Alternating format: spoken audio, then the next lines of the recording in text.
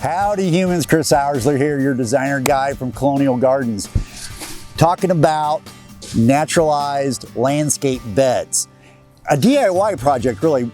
We're actually on a project that we're working on because DIY is not feasible for this particular client, but your average pretty decent shape homeowner can pull off this look and this project. So what we've done is we've come in and we rebuilt, basically reconstructed their existing stone wall, which was just a typical dry stack. This is just stuff that was found.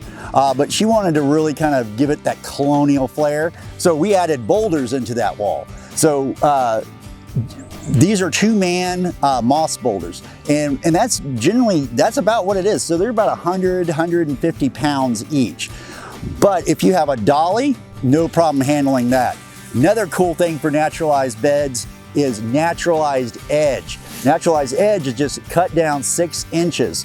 So it's just a straight sod spade, cut down your turf, 6 inches depth, and then just a nice straight line, and then filling it with pine straw. So pine straw is my favorite, guys. You who know me know this. But pine straw just lays really nice, mats down really well. And the cool thing is you can bind the edges up really nice to kind of bulk up the edges and really create a really nice organic flow.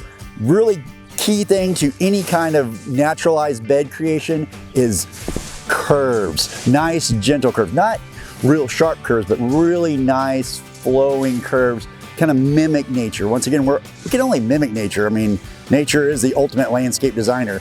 We're just copying her. Another naturalized bed option, and something you all should think about when you're trying to grade your yard or take care of those wet spots, is directing your runoff rainfall into a dry creek bed. So this is a dry creek bed. So it's a naturalized dry creek bed, and it's meant for, in this particular project, to take the runoff from the driveway and channel it into this beautiful dry creek bed that we're of course going to naturalize with boulders. Right now we've got our river rock in on this side, got a really cool stone bridge so we can cross over into the garden off of the driveway. But naturalized creek beds, really cool river rock. There's all sorts of really neat stuff available for this application. There you go.